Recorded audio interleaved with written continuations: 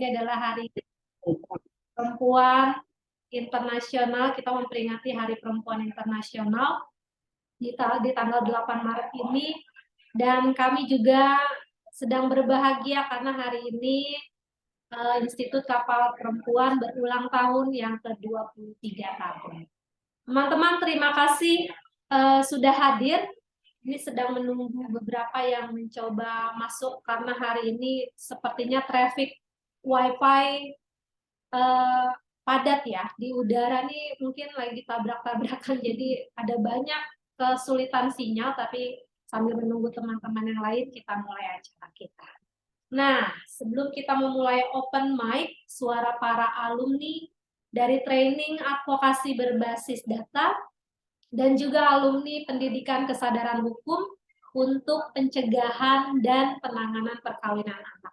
Walaupun 2 training ini sudah lama kita lakukan, tapi hari ini kita mau mendengar waktu kemarin mereka, karena waktu itu pada masa pandemi ya dilaksanakan, dan tema Hari Perempuan Internasional di tahun ini berbicara tentang digital dan teknologi. Jadi temanya digital, inovasi dan teknologi untuk kesetaraan. Jadi kita mau dengar para alumni kira-kira waktu mereka belajar online ya ada kesulitan apa yang didapat, karena pasti terbatas ya, dengan segala keterbatasan karena tidak berjumpa secara langsung, tapi pasti tidak mengurangi mereka mendapatkan hal-hal penting. Dan yang paling tidak kalah pentingnya adalah mereka melakukan di kerja-kerja keseharian dan juga melalui kerja-kerja mereka di wilayah masing-masing. Nah, hari ini kita akan mendengar apa saja yang sudah mereka lakukan. Tapi sebelumnya kita akan mendengarkan pengantar dari Mbak Misi, Direktur Institut Kapal Perempuan.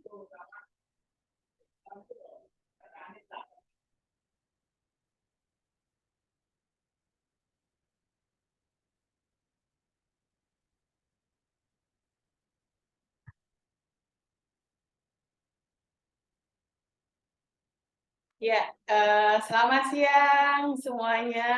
Assalamualaikum warahmatullahi wabarakatuh. Om Swastiastu, Namo Buddhaya, salam kebajikan, salam rahayu, dan sehat selalu. Terima kasih Kakak Justin yang sudah memberikan pengantar dan kesempatan dari saya bisa menyapa teman-teman sekalian di Hari Perempuan Internasional ini. Sebelumnya, saya mengucapkan selamat memperingati Hari Perempuan Internasional. Kita saling memeluk, kita saling memberikan kekuatan, dan hari ini juga bersamaan dengan ulang tahun ke-23 Kapal Perempuan.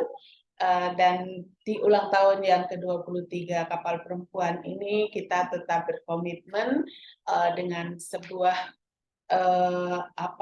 sebuah tema bergerak dan mengubah, menjangkau dari yang tak terjangkau.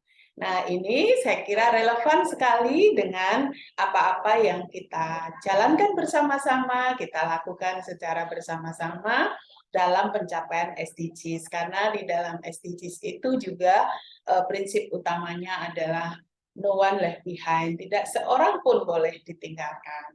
Nah, teman-teman sekalian, di hari yang penuh kekuatan, penuh energi ini, senang kita bisa mendengarkan teman-teman berbagi pengetahuan dan pengalamannya, dan pengetahuan ini justru memberikan koneksi ya, korelasi ya, dengan tema pada saat ini. Jadi bagaimana teman-teman yang sudah mensosialisasikan data gender, kemudian juga memahami dan mungkin bahkan ada yang juga melakukan pencarian, penggalian data. Jadi tema kali ini dalam diskusi kita adalah membahas tentang bagaimana pengalaman melakukan perubahan. Jadi data indeks gender yang kita kembangkan bersama-sama atas inisiatif yang difasilitasi oleh Equal Measure 2030 atau EMT 2030 melalui kapal perempuan dan beberapa organisasi mitra. Jadi kita dengan indeks gender SDGs tersebut kita berusaha dan sudah mendapatkan pengalaman dalam membuka kesadaran dan mendorong perubahan. Jadi indeks gender SDGs adalah data pembuka kesadaran dan pendorong perubahan. Seperti apa itu? Tentu teman-teman nanti yang melakukan open mic yang akan bisa menjelaskan bagaimana membuka kesadaran dan bagaimana bisa mendorong perubahan. Saya kira ini pengantar dari saya terkait dengan Hari Perempuan Internasional dan Hari Ulang Tahun Kapal Perempuan. Kita telah punya pengalaman di masa pandemi dalam data SDGs tersebut melalui training dan sebagainya yang nanti akan dibahas bersama-sama Kak Justin dan juga oleh teman-teman sekalian. Demikian pengantar dari saya. Terima kasih. Wassalamualaikum warahmatullahi wabarakatuh. Om Santi, Santi, Santi, Om Namo Buddhaya. Salam kebajikan, salam rahayu, dan sehat selalu. Terima kasih, Kakak Utin.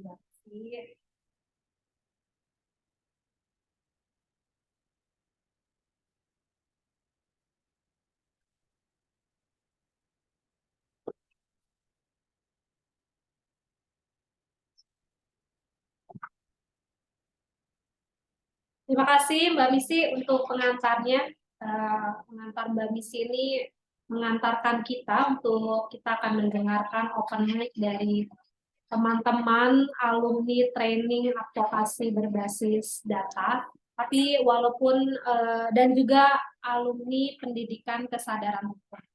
Sebenarnya ada banyak yang sudah konfirmasi, tapi ada beberapa yang tadi tiba-tiba juga berhalangan, ya, tapi tidak mengurangi semangat kita, karena tadi saya setelah ada yang batal-batal, saya juga nodong-nodong yang lain, nanti ngomong ya nanti nih. Jadi saya juga membuka kesempatan untuk semua yang hadir di sini nanti untuk bisa berbicara juga. Nah, kita mulai untuk mendengarkan suara dari saya ini dulu ya. Di sini di daftar saya. Kakak Nur Hidayah sudah ada belum ya?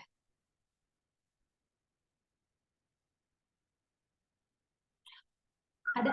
Ada Bu, perempuan. Tes dulu, ini suaranya ini banget. Nah, Kakak Nur Hidayah ini Nggak berdengung lagi. Aman-aman, kita kedengeran.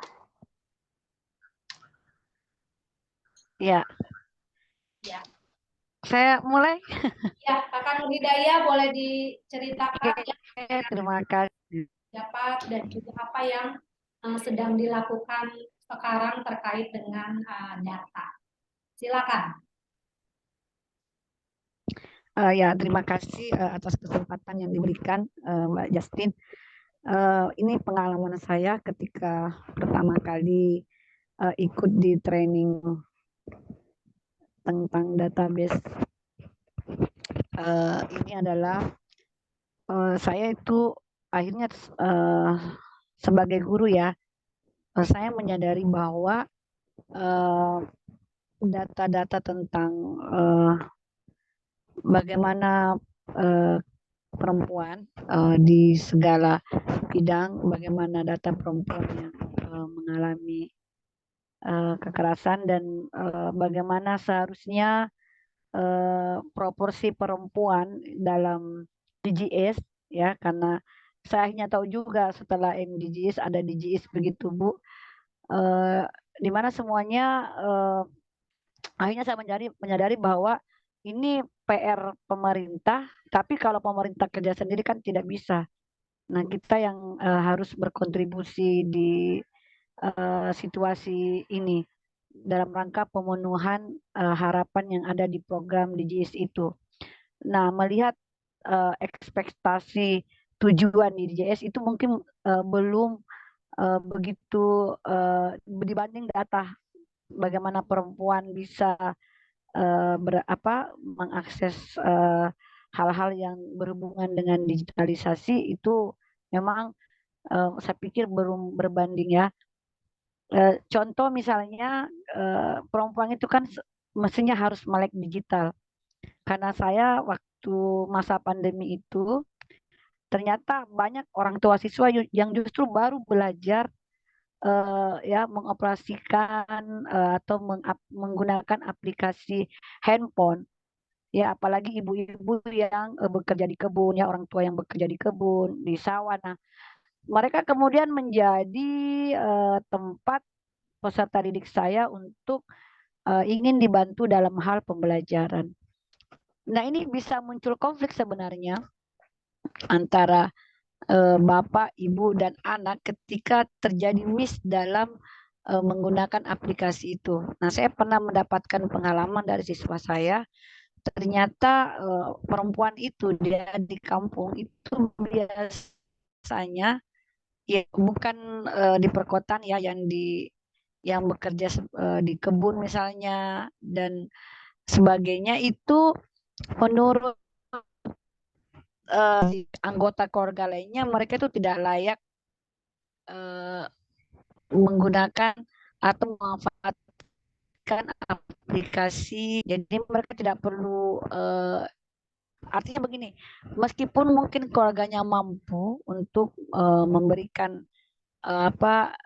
handphone kepada ibu istrinya dan sebagainya, tapi itu mereka tidak lakukan. Mereka lebih memberikan handphone itu kepada anaknya. Nah, di sini yang kemudian pada saat terjadi pandemi itu terjadi konflik antara bapak, ibu, dan anak karena ada miskonsepsi dalam penggunaan handphone itu, aplikasi itu, baik melalui WA group dan sebagainya. Itu. Yang kedua, saya kemudian memahami karena kemarin itu saya juga kan anggota SPN Ngamiri.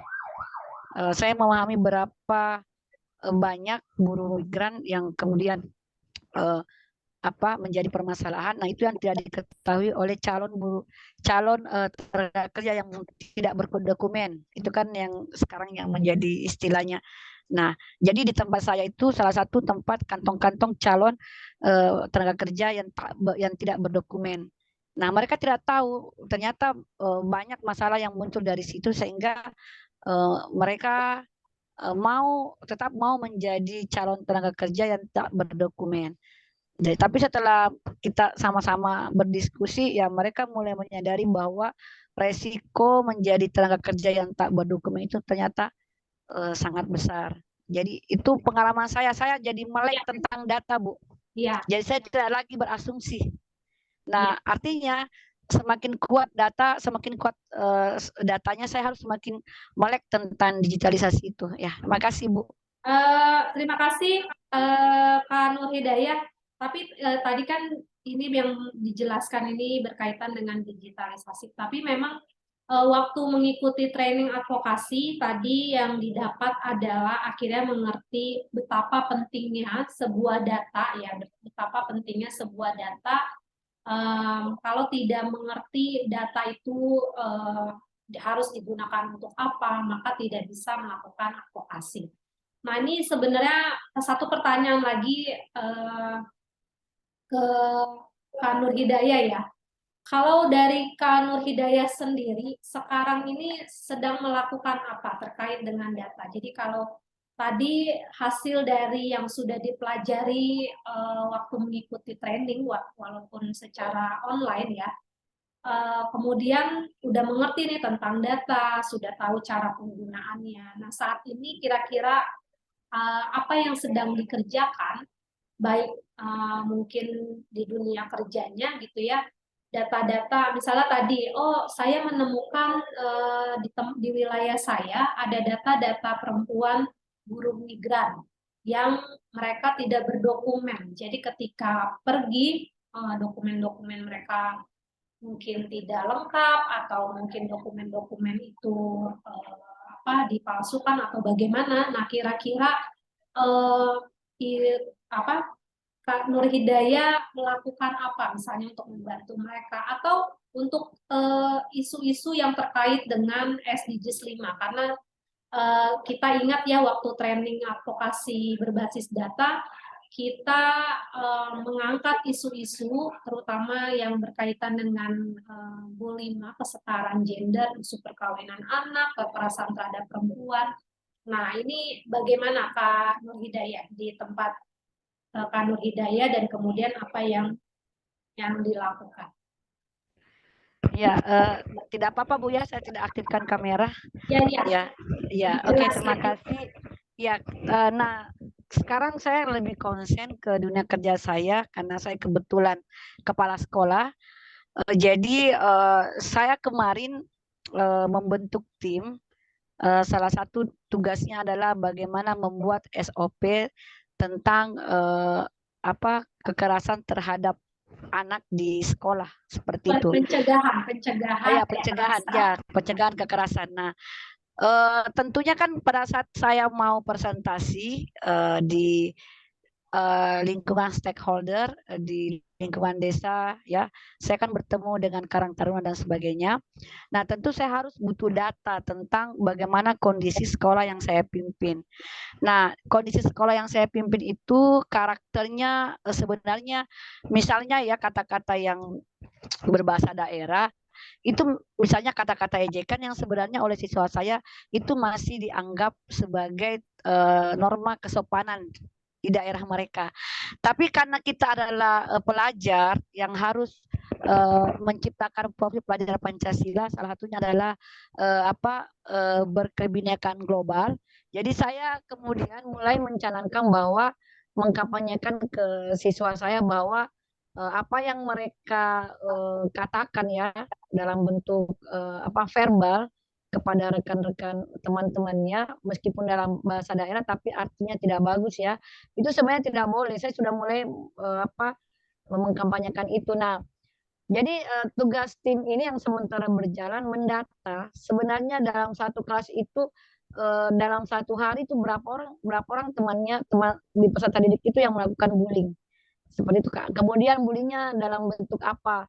Apakah verbal, seksual, fisik, ya menghina fisik temannya. Kemudian ada juga mungkin yang menarik sampai pada kekerasannya begitu.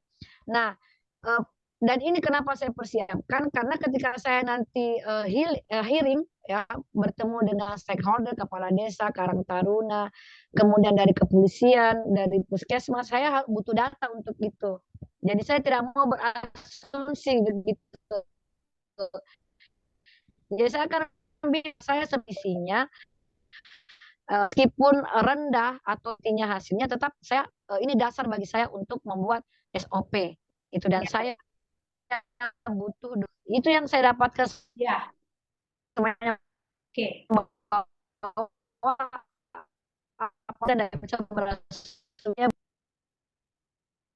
Ya, jadi Kak Nur Hidayah salah satunya saat ini sedang melakukan pendataan ya karena ingin membuat SOP untuk pencegahan kekerasan terhadap anak, karena Kak Nur Hidayah ini guru. Ini saya lupa wilayahnya di mana Kak? Wilayahnya itu ada di Kabupaten Pinrang, saya di Desa Benteng Paremba, Pinrang, Dusun Lombok, Kabupaten Pinrang. Pinrang di Kecamatan Lembang, Sulawesi Selatan, Bu. Sulawesi Selatan, ya. Ya. Kabupaten Pinrang, Sulawesi Selatan. Jadi saat ini sedang dari pengalaman training advokasi ya, bagaimana data penting, kemudian bagaimana nanti mengadvokasikan melalui hearing, melalui audiensi, tapi data-data itu harus dikumpulkan dulu gitu ya. Jadi nggak mungkin nih mau membuat SOP, ingin buat pencegahan kekerasan terhadap anak di sekolah, tapi nggak tahu apakah di sekolah tersebut ada terjadi kekerasan atau tidak. Nah, itu satu langkah yang sudah bagus dikerjakan. Terima kasih Kak Nur Hidayah. Jangan kemana-mana, tetap ada bersama-sama dengan kita. Saya akan ke teman-teman yang lain. Ini saya random ini ya, lihat siapa yang sudah hadir ya.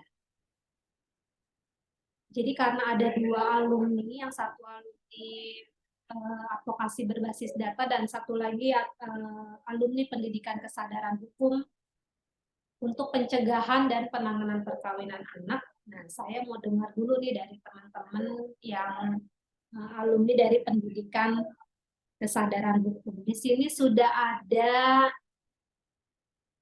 sebentar ya. Ini kelihatan.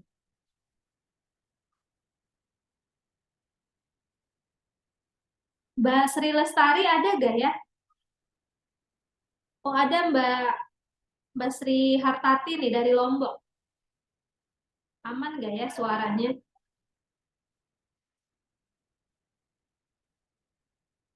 Halo Mbak Sri.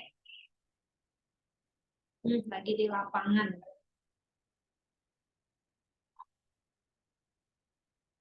Nggak bisa ya? Oke, nanti saya balik lagi ke Mbak Sri. Di sini ada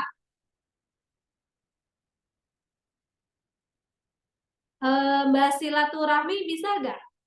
Aman nggak ini? Ini juga lagi di lapangan nih kayaknya. Halo, Mbak Silaturahmi.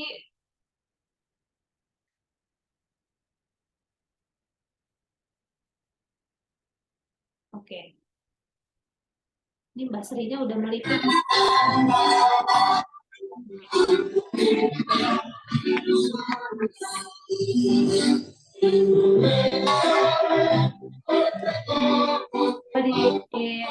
Assalamualaikum. Waalaikumsalam, Mbak Sri. Ya, menjauh, terus menjauh.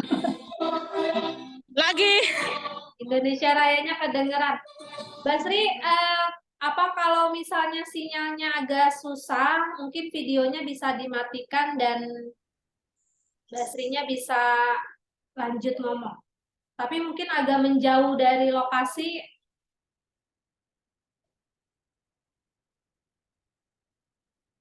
Coba dinyalain Mbak Sri mic-nya.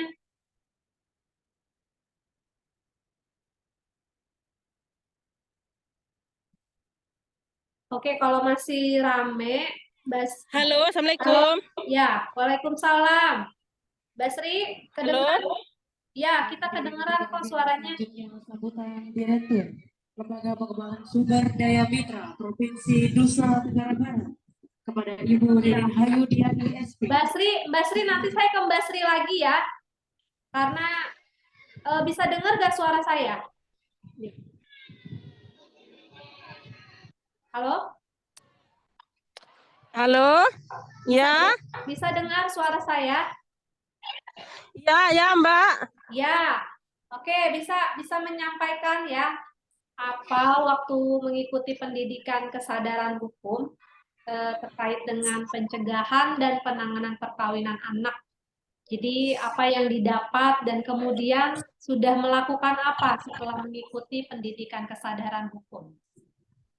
Ya, bismillahirrahmanirrahim. Assalamualaikum warahmatullahi wabarakatuh. Saya Ibu Sri Hartati dari Sekolah Perempuan Mandiri Desa Teniga, Lombok Utara.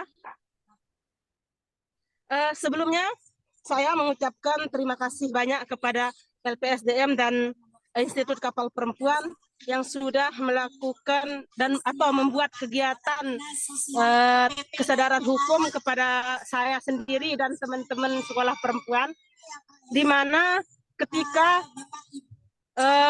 pelatihan kesadaran hukum, bagi diri saya sendiri, saya mendapatkan banyak ilmu tentang mulai dari bagaimana perempuan bisa mengatasi masalah baik yang ada di rumah tangga, di desa maupun di masyarakat luar. Dan setelah mengikuti pelatihan tersebut, kebetulan di Desa Teniga ada peraturan desa, yaitu peraturan Perdes KBG kekerasan berbasis gender. Lewat Perdes itu sendiri, saya mensosialisasikan bahwa kekerasan seksual, kekerasan KDRT, dan kekerasan lainnya merupakan kekerasan yang tidak boleh dilakukan sama sekali dan ada peraturan dan undang-undangnya. Kebetulan Mbak, kemarin ada kasus KDRT di Desa Teniga ada 1, dan saya bersama teman saya melakukan pendampingan terhadap kasus tersebut, mulai dari bagaimana agar perempuan tidak boleh mendapatkan kekerasan, dan itu semua saya dampingi sampai dengan desa, dan alhamdulillah kasus tersebut sudah selesai dengan hukum, Mbak. Iya. Ya, Basri. Kemarin pada pokok minggu 2 minggu kemarin ada anak hamil di luar nikah, umurnya baru 13 tahun, dan yang laki-lakinya baru umur 17 tahun. Dari kami sekolah perempuan bahwa meskipun dia hamil tidak boleh ada pernikahan di usia anak, dan kami juga mengingatkan kepada kedua orang tua dari anak ini bahwa ibu bapak tidak boleh menikahkan anak meskipun dengan diam, karena ibu bapak bahwa di negara kita ini ada namanya undang-undang TPKS, hukumannya sekian, dendanya sekian, dan tidak boleh kita menikahkan anak di bawah umur. Dan alhamdulillah sampai sekarang tidak dinikahkan, dan kami menunggu dari dinas untuk penjemputan ke Paramita, dan sampai sekarang belum dijemput. Rencananya kemarin hari Sabtu itu dibawa, tetapi dari dinas karena banyak yang ditangani, jadi belum tertandatangani sampai sekarang, belum dibawa ke Rumah aman ya. Paramita ya. Rumah aman ya. Iya. Ya. Dan Jadi,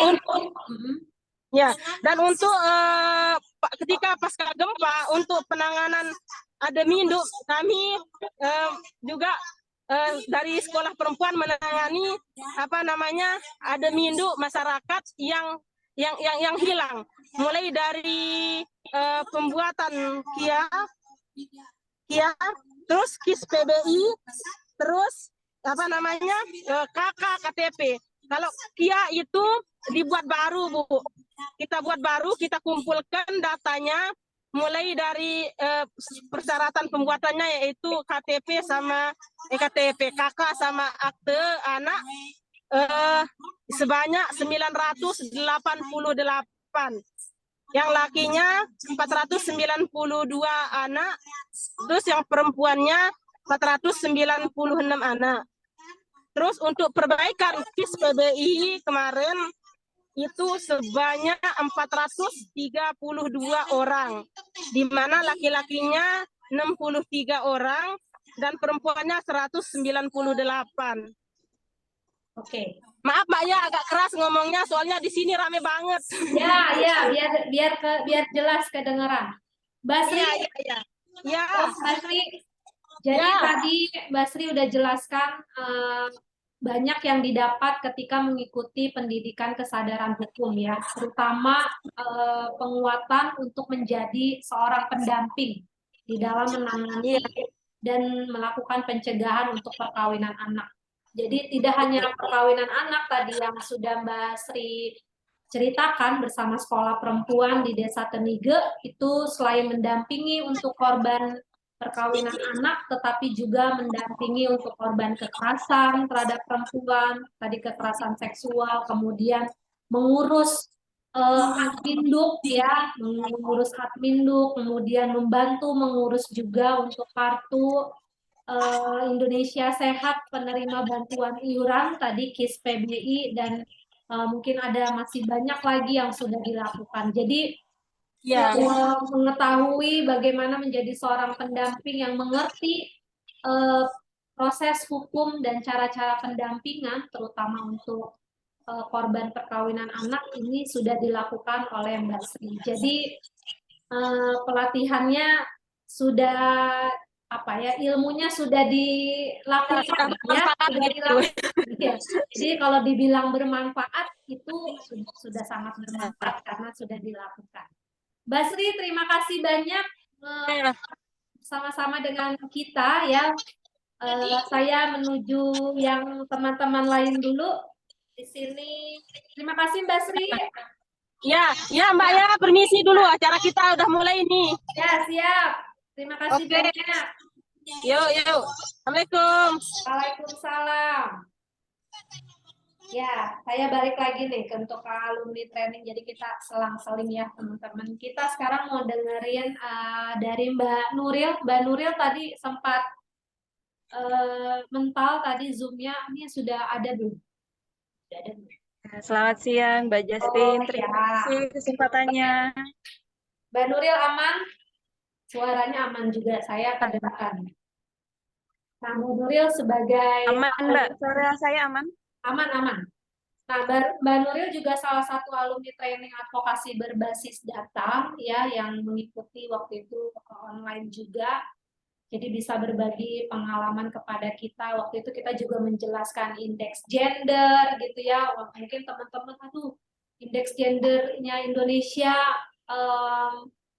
buruk, bahkan di tahun 2022 kemarin indeks terbaru kita juga masih di posisi yang sama. Nah, kira-kira kita mau tanya ke Mbak Nuril pengalaman ketika mengikuti training advokasi, apa yang didapat, dan kemudian setelah itu apa yang dilakukan. Misalnya ini berkaitan dengan data dan juga advokasi. Silakan Mbak Nuril. Terima kasih kesempatannya Mbak Justin dan juga Mbak Misi dari Kapal Perempuan. Jadi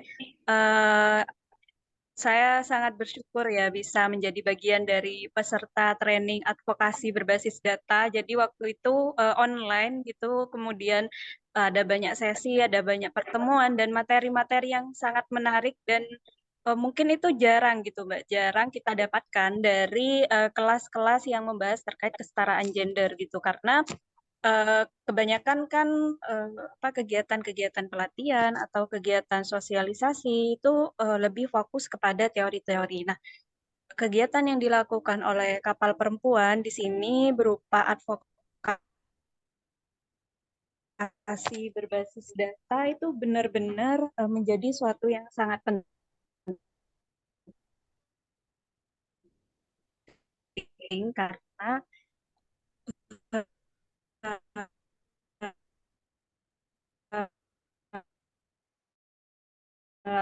di era sepenting gitu ya Mbak bagi kita menghadapi dari Unwomens itu terkait digital, bagaimana pemerataan digital. Jadi materi advokasi mengenai data yang dilakukan oleh Kapal Perempuan itu sangat berkesan dan sangat memberikan wawasan baru bagi saya gitu. Jadi waktu itu saya sempat bertanya gitu waktu mengikuti training itu Mbak, posisi saya masih belajar gitu ya, maksudnya belum benar-benar terjun di masyarakat.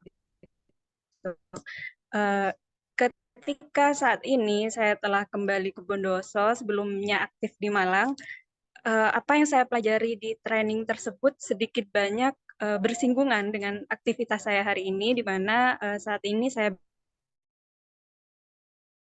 beraktivitas di P3AKB Kabupaten Bondowoso. Nah, di sini hampir setiap hari bersinggungan dengan data karena kebetulan saya ada di posisi operator, di mana operator di situ juga ikut andil untuk pengolahan data, penghimpunan data, mulai dari terkait data perkawinan anak, data kekerasan pada anak, data kekerasan pada perempuan, kemudian data perempuan kepala keluarga, hampir semuanya itu dari masing-masing program terkait perlindungan perempuan, pengaruh utama gender, perlindungan anak, dan pemenuhan hak anak itu semuanya berbasis data ternyata Mbak. Nah, besar harapan saya ke depannya dari teman-teman Kapal Perempuan mungkin atau dari teman-teman komunitas lain, kita bisa saling belajar lagi karena di kabupaten saya ini masih terkendala ketika untuk memperdetail dalam proses apa ya Mbak, dalam proses atau pemilahan data yang lebih rigid, lebih detail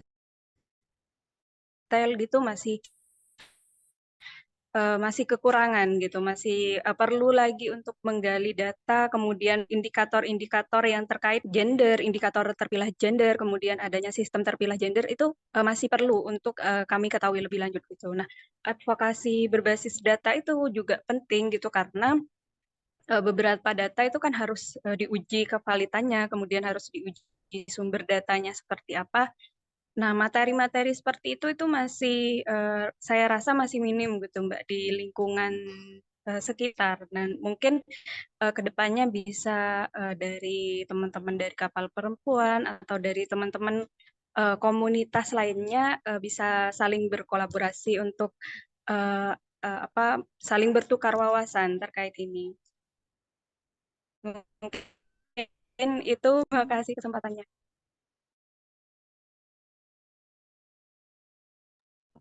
Halo, ya, Mbak Nuril, terima kasih banyak. Jadi Mbak Nuril sekarang ada di DP3 AKB Kabupaten Bondowoso. Waktu training, waktu itu bergabung dengan apa ya? Saya waktu itu masih di Malang kalau tidak salah ya. Ya, waktu itu masih di Malang. Iya, waktu itu dengan bergabung dengan organisasi Komunitas perempuan bergeraknya terkait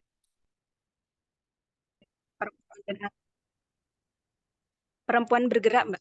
Iya, perempuan bergerak untuk Perempuan bergerak.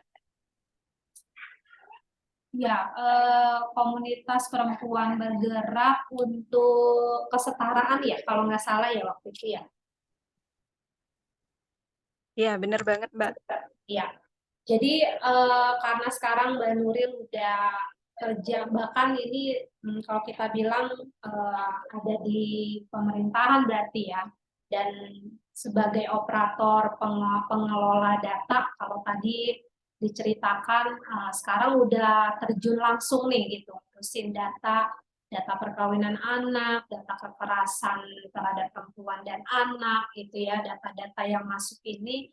Nah, entah itu mungkin melalui pengaduan atau data-data yang didapat gitu ya melalui pengumpulan data. Nah, ilmu yang didapat waktu training advokasi akhirnya bukunya mulai dibaca lagi gitu ya, diingat-ingat. Tapi ada apa tadi pesan atau ajakan untuk mungkin perlu ada pendalaman. Nah, ini mungkin jadi apa namanya catatan kita bersama nanti, karena ternyata para alumni ini masih sampai saat ini ada banyak yang bergerak berkaitan dengan data. Jadi kalau tadi mungkin ingin ada pendalaman, aduh kalau sudah ada bicara pengolahan data kan nggak harus selalu kuantitatif ya, tapi kita bisa mencari data-data di balik angka-angka tersebut, itu data-data yang cerita, data-data yang sifatnya kualitatif. Kenapa bisa mungkin kalau di Bondowoso sendiri perkawinan anaknya tinggi gak? Halo Mbak Nuril. Oh iya, Mbak. Cukup tinggi, Mbak. Jadi dispensasi kawin di Bondowoso itu hampir di angka 700 di tahun ini. Di tahun sebelumnya itu sekitar 800, bahkan di tahun 2022 800 kasus. 2020 itu mencapai angka 1000. 2021 berarti. Pokoknya 1 tahun setelah ditetapkan ini, Mbak. Pandemi. Apa? Oh, Undang-Undang Nomor 16 tahun 2019. Ya, perubahan usia perkawinan ya. Usia meningkat. Berarti angka dispensasi kawin di sana tinggi ya? Perkawinan itu langsung melonjak, langsung sekitar 1000. Jadi kawin masih tinggi, bahkan di tahun 2022 kemarin itu 700, 2021 itu 800, Ya. kemudian di tahun 2020 itu mencapai angka 1.000. Iya, Mbak. Berarti angka dispensasi kawinnya juga tinggi ya?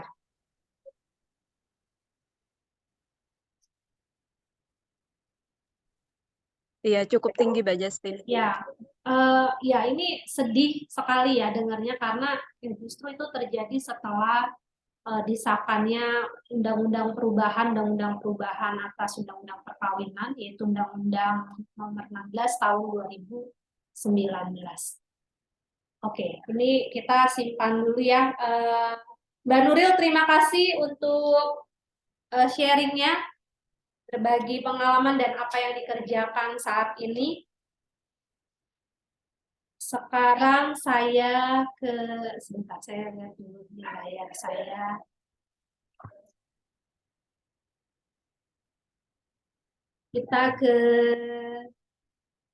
Kita ke Aufa. Ini Aufa di depan saya. Aufa juga dia salah satu alumni training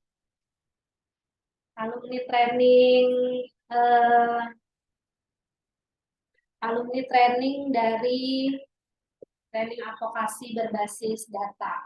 Ini walaupun sudah bergabung di Kapal Perempuan, tapi kita mau dengar apa yang dia dapatkan ketika mengikuti training dan apa yang dia lakukan. Terima kasih Kak Justin. Saat mengikuti training advokasi berbasis data, saya masih kuliah di semester 5. Saat itu kebetulan saya belum pernah ada pengalaman untuk melakukan advokasi seperti teman-teman yang lain saat itu gitu, yang sudah tergambar gitu ketika fasilitatornya menjelaskan tentang tahapan-tahapan advokasi itu. Saya masih meraba-raba gitu. Tapi hal yang paling membekas di hati saya, di pikiran saya saat itu adalah menyadari bahwa yang disebut dengan data itu bukan cuma angka-angka yang besar gitu, tapi data itu juga bisa berupa data itu kan sesuatu yang terjadi ya, sebuah fakta gitu. Jadi ketika kita menemukan satu kasus gitu, itu juga bisa disebut data dan itu juga bisa kita advokasikan gitu. Terus juga saat itu di training itu bukan cuma sekadar dijelaskan gitu oleh fasilitator, tapi juga sangat interaktif. Kita dibagi menjadi kelas-kelas di Zoom dan itu sangat membantu untuk sharing segala macam. Cuma mungkin karena waktu itu terkendala sinyal, jadi pertemuannya secara daring, tidak luring, jadi ada hal-hal yang kepotong-potong gitu. Dan di situ juga walaupun kita belajar tentang advokasi gitu, kita diberi bahwa dalam melakukan advokasi juga harus mengintegrasikan perspektif feminisme, pluralis gitu. Dan hubungannya dengan pekerjaan yang sedang saya lakukan saat ini, saya bekerja di Kapal Perempuan, menjadi staf publikasi. Saya juga banyak terlibat dalam kampanye. Nah, data-data itu juga saya sertakan dalam melakukan kampanye seperti membuat video grafis, membuat grafik, dan itu sangat berguna untuk menjelaskan ke pihak-pihak lain gitu, pihak-pihak pemerintah, bahwa di daerah ini ada loh disabilitas, berapa jumlah disabilitas yang belum menerima bantuan segala macam, berapa tingkat kekerasan di desa A, desa B, dan itu sangat bermanfaat untuk melihat kebutuhan-kebutuhan yang harus dipenuhi begitu, Kak Justin. Oke, terima kasih Alfa. Ini kameranya bisa balik lagi. Nah, kameranya balik lagi ke saya. Ini terlalu kesinian.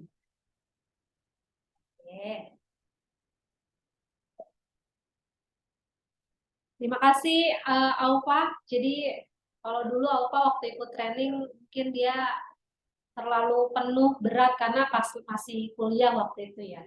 Dan tapi sekarang Aupa setelah kuliah dia magang waktu masih kuliah magang di kapal perempuan dan sekarang menjadi staf publikasi. Jadi apa yang dia dapatkan ketika mengikuti training advokasi berbasis data tuh sekarang dia aplikasikan melalui kerja-kerja yang dia lakukan. Dia mengolah data menjadi media-media yang siap dipakai untuk kampanye, untuk kita pakai buat advokasi, dan juga yang lainnya.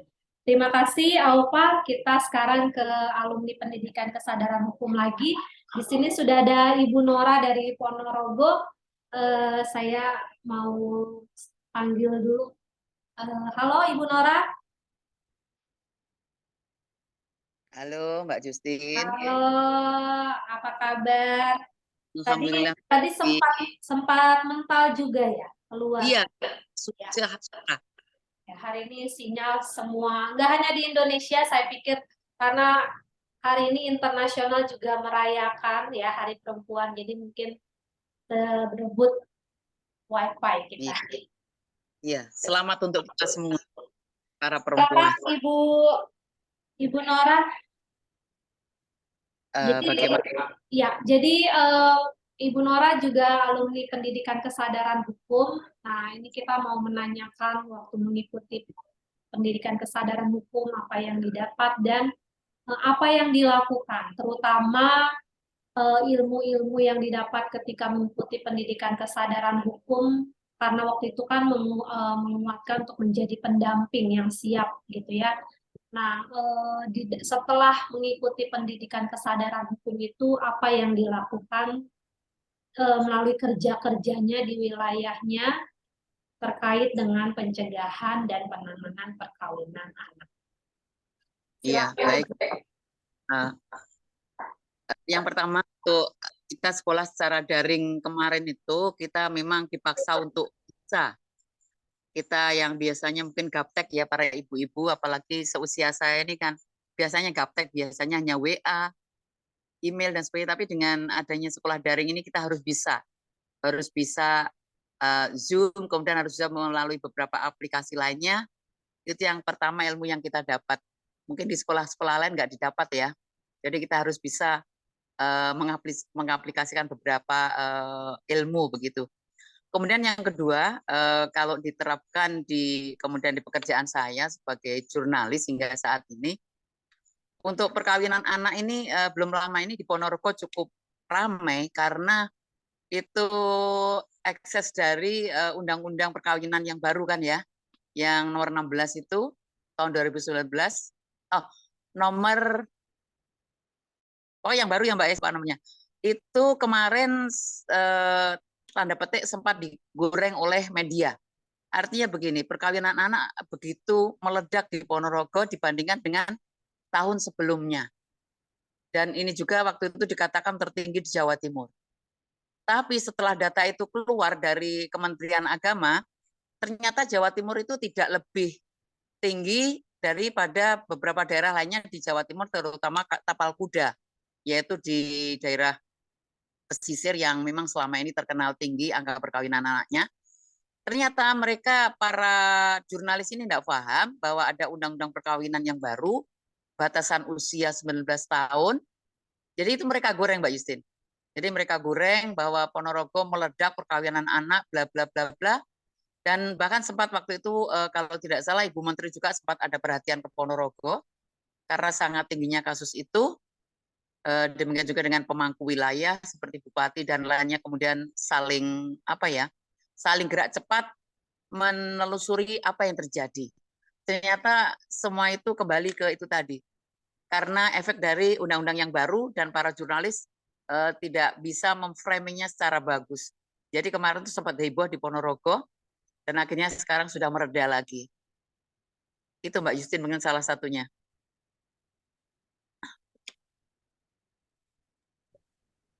Ibu Nora, tapi secara lapangannya memang tinggi angka perkawinan anaknya. Di Ponorogo masuk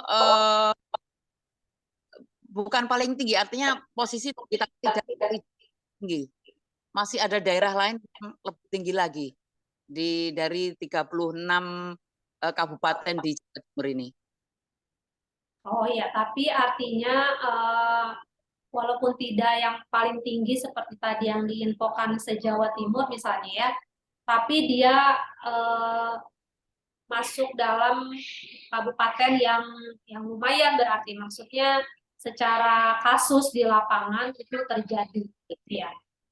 Kalau tadi karena Ibu Nora juga seorang jurnalis gitu ya, jadi kemudian melakukan sosialisasi juga terkait dengan undang-undang yang baru, Undang-Undang Nomor 16 Tahun 2019. Nah, mungkin yang bisa dilakukan kepada rekan-rekan media gitu ya, karena pasti bertemu dengan mereka gitu. Itu mungkin mengirimkan atau memberikan catatan gitu ya. Karena memang itu kan dia dikeluarkan 2019. Jadi dan kita tahu di masa pandemi angka perkawinan anak itu meningkat gitu ya. Kita tidak tahu juga bukan tidak tahu, kita bahkan mengetahui beberapa daerah untuk sosialisasi undang-undang baru ini masih terkendala gitu. Jadi untuk daerah-daerah yang terpencil, daerah-daerah yang jauh dari akses itu memang juga belum mengetahui atau belum membaca undang-undang yang baru. Tapi ini menjadi tugas kita bersama. Jadi kalau tadi Bu Nora menjelaskan karena tidak tahu ada undang-undang baru, jadi memframing menulisnya itu seperti membesar-besarkan, tapi mungkin kenyataan di lapangannya tidak begitu. Tapi sebenarnya itu media harusnya kan membantu gitu ya, memberikan data sesuai dengan faktanya gitu, sesuai dengan kevalitannya untuk membantu pemerintah dan mungkin lembaga-lembaga terkait di dalam bagaimana mereka mengatasi pencegahan dan penanganan perkawinan anak. Nah, itu harusnya bisa jadi salah satu tulisan yang dipakai oleh pemerintah untuk mereka bisa menyusun, entah itu melalui program mereka, kebijakan gitu ya. Iya. Jadi ini Mbak Yusri. Oh iya, silakan. Setelah kejadian itu, kemudian Bupati menginstruksikan semua lembaga terkait harus mensosialisasikan undang-undang itu. Jadi dari kejadian itu ada sisi baiknya. Jadi semua untuk melek hukum undang perkawinan itu bukan 16 lagi tapi 19 tahun. Itu yang jadi jadi sisi baiknya. Jadi semua lembaga digencarkan untuk itu. Ya, jadi sekarang semua diharuskan jadinya ya karena ada berita itu gitu ya, akhirnya mensosialisasikan undang-undang yang baru tadi ya. Iya. Jadi Ibu Nora masih terus menulis untuk terus mensosialisasikan dan juga menguak data-data di lapangan terkait dengan mungkin tidak hanya perkawinan anak ya, pasti juga ada data-data lainnya misalnya seperti kekerasan terhadap perempuan dan anak gitu ya. Iya. Ada Mbak Yusin, itu kemarin waktu saya masih bergabung dengan YKP, itu saya menangani satu anak yang dia menikah usia 16 tahun, jadi dia belum lulus sekolah. Kemudian karena dia hamil, dia menikah dengan pacarnya. Kemudian perkawinan juga tidak lama. Jadi setelah perkawinan itu terjadi, yang laki-laki sudah tidak pernah muncul lagi. Sampai hanya bertahan berapa lama pernikahannya? Jadi begini, anak itu ketahuan hamil itu sudah melahirkan. Jadi sudah melahirkan baru dikasih tahu. Baru dinikahkan. Itu pacarnya masih. Iya. Setelah anaknya usia 4 bulan baru mereka dinikahkan. Tapi setelah itu sama sekali pihak pria tidak muncul. Ya. Kemudian si ibu itu diasuh oleh orang tuanya berikut bayinya. Setelah bayinya cukup besar, dia kemudian bekerja. Nah, di sini saya waktu itu membantu dia untuk menguruskan surat registrasi untuk anaknya dari KIA, kemudian KK dan sebagainya. Tapi kemudian terjadilah apa? Anak ini tidak mau meneruskan perkawinan dengan suaminya, dia memilih bekerja keluar daerah. Setelah itu saya juga mendorong dia untuk meneruskan sekolah. Dia saya bantu untuk mendaftar di sekolah yang SKB ya, sekolah iya benar SKB. Jadi sekolah yang formal itu Mbak, yang paket. Ya, untuk kejar paket ya. Kejar paket. Kemudian sebelum kejar paket dimasuk, dia keburu kerja di luar kota. Dan sampai sekarang dia belum mau sekolah lagi. Ini masih tantangan bagi saya. Saya mau nyamperin lagi dia supaya mau sekolah gitu. Ya. Karena kasihan sih kan cuma SMP. Ya. Nah, ini salah satu aplikatif berarti ya apa yang sudah didapatkan ketika mengikuti pendidikan kesadaran hukum, kemudian menemukan kasus, kemudian mendampingi, walaupun tadi ya misalnya masih tapi dia belum selesai untuk mendapatkan untuk lanjut sekolah, tapi Bu Nora masih punya keinginan dan semangat untuk bisa terus mendorong dia bisa sekolah lagi.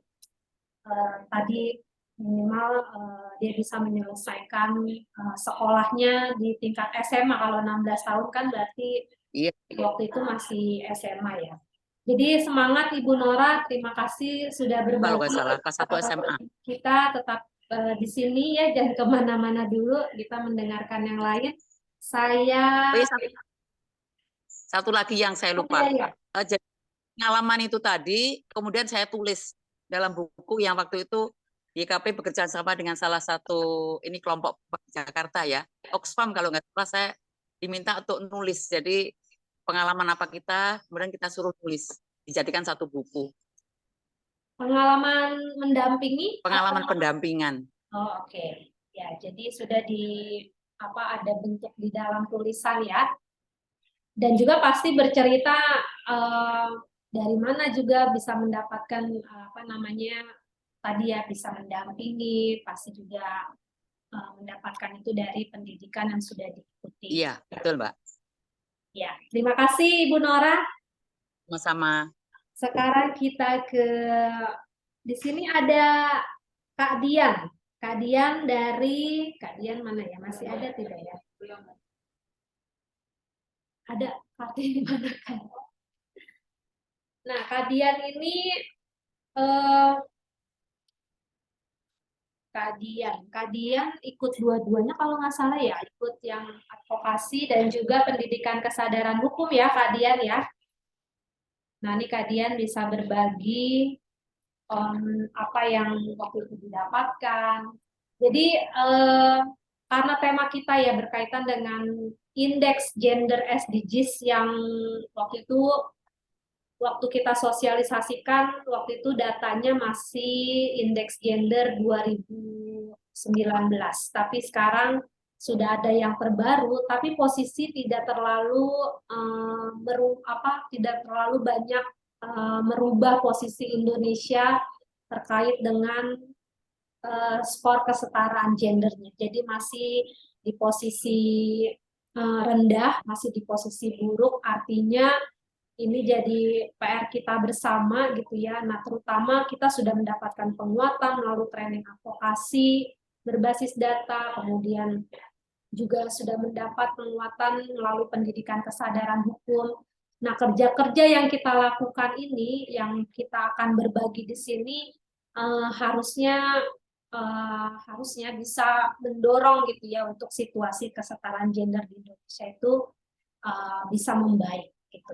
Seperti indeks gender SDGs yang harusnya skor ini bisa berubah melalui kerja-kerja kita. Sumbangsi kita, kontribusi kita sekecil apapun pasti bisa mempengaruhi untuk kesetaraan gender di Indonesia menuju atau membaik gitu untuk ke depan. Silakan Kakak Dian. Ya, terima kasih Kak Utin. Sebelumnya saya ingin mengucapkan selamat ulang tahun untuk Institut Kapal Perempuan.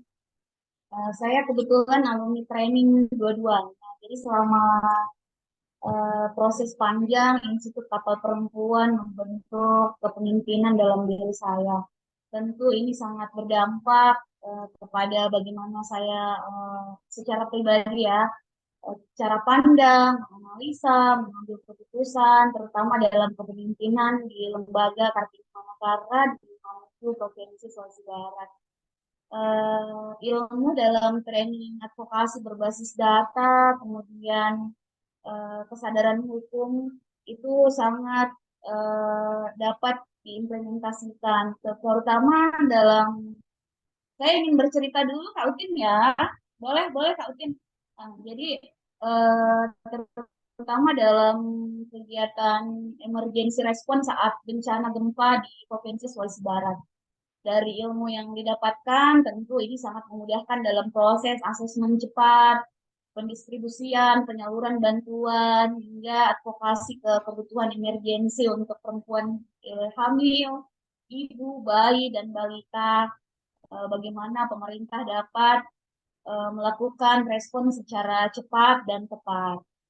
Kemudian dalam proses advokasi layanan konsultasi untuk korban kekerasan terhadap perempuan dan anak di lembaga kami, juga tentunya ilmu ini menjadi dasar yang kuat untuk menyiapkan segala hal untuk kepentingan terbaik korban dan bagaimana proses-proses mekanisme rujukan yang dibutuhkan. Training yang diberikan Institut Kapal Perempuan ini menjadikan saya secara pribadi lebih bersemangat, percaya diri, dapat membuat sebuah program yang terarah, terukur, dan tentunya dalam melaksanakan kerja-kerja kemanusiaan menjadi manusia yang bermanfaat itu menjadi manusia yang bermanfaat terus menjadi sebuah semangat. Jadi di training oleh Institut Kapal Perempuan, saya tentunya mengucapkan banyak terima kasih, dan pada momen ulang tahun ini selamat ulang tahun, teruslah menginspirasi, semakin tangguh berlayar, menguatkan kesadaran kritis perempuan untuk lebih berdaya, untuk peradaban kemanusiaan yang lebih baik. Itu Kak Utin kaitannya dengan yang tadi Kak Utin sampaikan. Tentu sampai hari ini kita masih melakukan kerja-kerja advokasi mengumpulkan data perkawinan anak yang terjadi di Provinsi Sulawesi Barat. Terima kasih Kak Utin. Ya, terima kasih Dian. Teman-teman, kita boleh applause buat semua tadi yang sudah cerita, tapi ini bukan selesai ya. Kita mau kasih applause.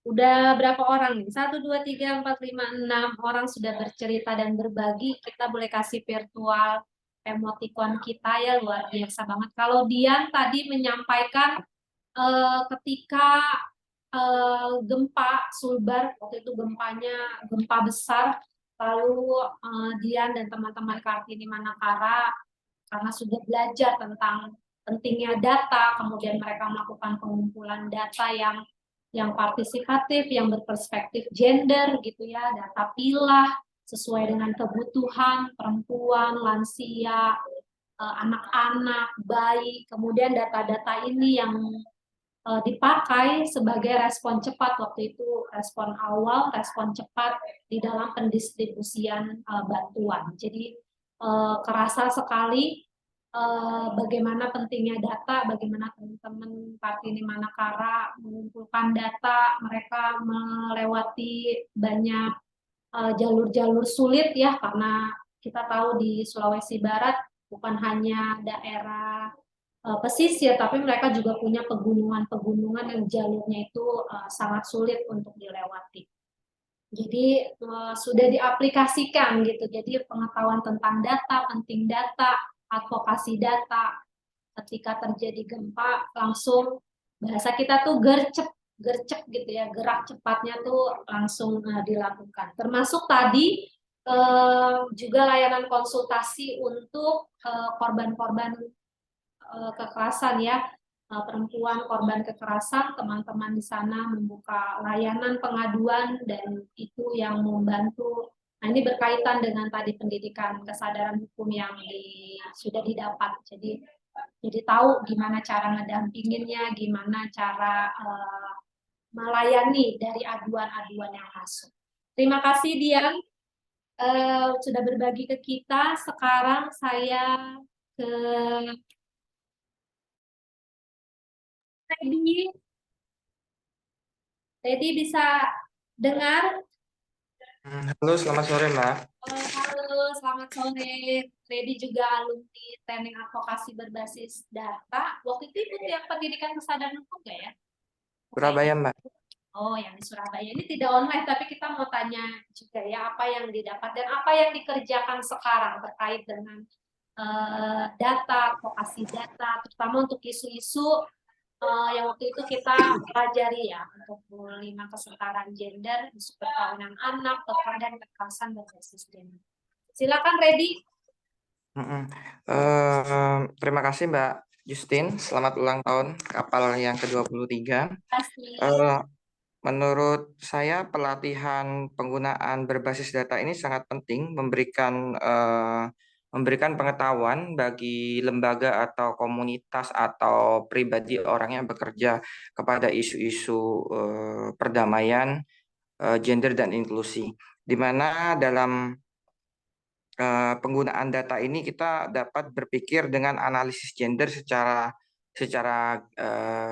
rigid ya Mbak, secara rigid, detail, di mana semua gender tidak ditinggalkan, baik itu laki-laki, perempuan yang memiliki entitas gender berbeda, bahkan kelompok inklusi lainnya tidak dapat ditinggalkan dalam berbagai partisipasi ruang publik perempuan dalam berbagai untuk mewujudkan pembangunan perdamaian inklusi, di mana kami melihat dengan penggunaan data ini bahwa banyak pihak yang tidak boleh ditinggalkan terkait dengan dari berbagai suku, agama, berbagai gender, kelompok inklusi, minoritas seksual, minoritas agama, dan juga kelompok-kelompok disabilitas, dan juga termasuk kelompok-kelompok yang marginal, kelompok ODA, HIV/AIDS, di mana data-data ini penting untuk mengajak mereka dalam berbagai kegiatan yang kita adakan. Misalnya dalam perjumpaan perempuan dari berbagai agama, bagaimana juga mendorong pentingnya rumah ibadah untuk ramah terhadap anak dan perempuan. Di mana kami melihat bahwa selama ini rumah ibadah atau tokoh-tokoh agama banyaknya laki-laki yang kurang memiliki perspektif gender. Di mana dengan adanya data indeks gender ini, kita mendorong agar tokoh-tokoh agama laki-laki juga memiliki wawasan dan juga pentingnya mendorong tokoh-tokoh agama perempuan untuk bicara di ruang-ruang publik.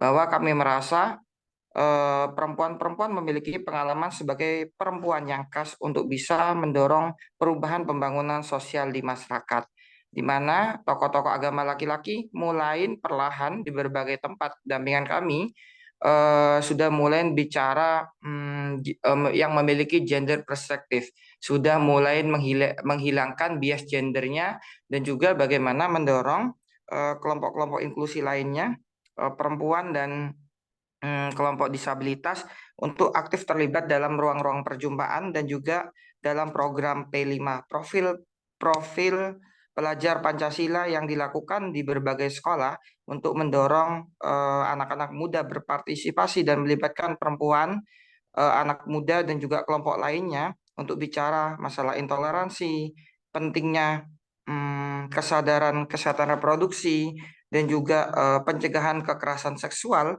dan tentunya juga mendorong sekolah-sekolah di berbagai tempat untuk menciptakan ruang aman dan nyaman untuk adanya Student Crisis Center sebagai ruang aman, ruang lapor untuk masalah intoleransi, perundungan, dan kasus kekerasan seksual. Ini mendukung program pemerintah dalam rangka penghapusan 3 dosa besar pendidikan, yaitu intoleransi, perundungan, dan kekerasan seksual. Terima kasih, Mbak. Eh, halo? Ya, terima kasih Ya, Redi. halo, Mbak. Ya, terima kasih Redi berbaginya ini luar biasa banget ya dari apa yang sudah Redi apa namanya dapatkan ketika training advokasi berbasis data. Tadi Redi, saya mau sedikit rangkum nih. Redi tadi menyampaikan pentingnya data, terutama untuk kelompok-kelompok yang selama ini masih sering dilupakan. Ya, bukan hanya perempuan, tapi ada lansia, kemudian ada kelompok-kelompok minoritas karena agama, minoritas karena orientasi seksual, ya, kemudian minoritas karena wilayah tempat tinggal, gitu ya. Jadi Redi menekankan harusnya kan kalau kita bicara SDGs tidak boleh ada satupun yang tertinggal karena salah satu prinsip SDGs no one left behind ini harus menjadi sebuah kenyataan gitu, bukan hanya jargon, bukan hanya tulisan. Dan Redi melalui kerjanya bersama dengan teman-teman peace leader yang bergerak dengan isu-isu bukan hanya berkaitan dengan Goal 5, tapi tadi bicara tentang Goal 16, tentang keberagaman, tentang keadilan gitu ya. Dan yang paling penting justru berkolaborasi melalui kerja-kerja bersama dengan pemerintah dan multi pihak yang ada di Jember ini menjadi sebuah kekuatan yang apa namanya yang kekuatan kolaborasi yang sangat besar jadinya untuk sebuah gerakan di sana. Tadi ya kerja-kerja misalnya gerak masuk ke sekolah untuk bagaimana mensosialisasikan tentang toleransi supaya tidak membuli dan juga pencegahan untuk kekerasan ya itu luar biasa banget. Terima kasih Redi sudah berbagi kepada kita semua. Sekarang saya mau kita dikejar waktu juga teman-teman. Saya mau ke Kak Erni. Kak Erni dari Kupang.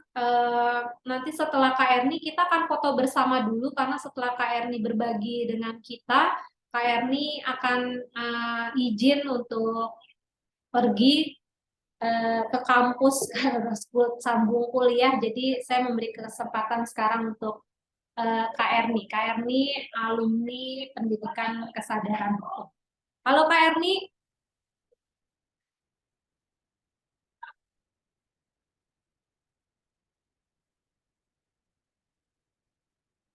Mana? Ada kan?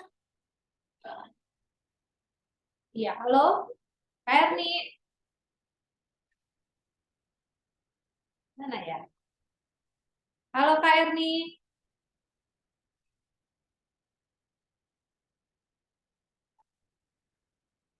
Oke, tapi masih ada di sini nanti kalau itu saya kasih kesempatan kepada Kak Erni. Nah, kita ke Kak Nur Hidayah, ini sama namanya. Kak Nur Hidayah dari Jawa Timur ya. Ini dari Madura, apa nama tempatnya saya lupa. Nanti Kak Nur akan berbagi kepada kita. Kak Nur juga alumni training advokasi berbasis data dan kalau tidak salah juga ikut pendidikan kesadaran hukum. Halo Kak Nur Hidayah, Kak Nur Hidayah nih biasa kita panggilnya kakak guys. Coba ya kita tes dulu suaranya. Ibu Justin, saya mau maaf ini saya harus pamit karena mau memfasilitasi CGP. Oh, Angkatan 6, iya. Nah, ini Bu Nur Hidayah yang lain. Kita boleh foto dulu nggak sebelum pergi? Boleh open cam dulu semua. Kita foto. Foto Maksudnya dulu ya, bagaimana? Boleh foto boleh, dulu. boleh.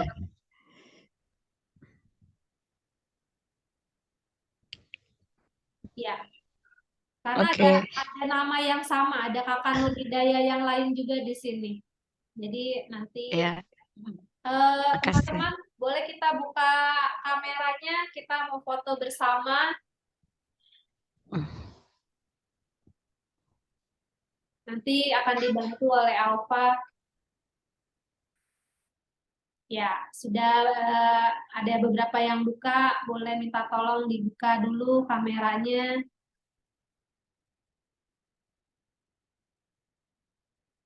Sudah, Pak? Sudah? Oke, kita berfoto. 1, 2, 3. 1, 2, 3. Oke, terima kasih.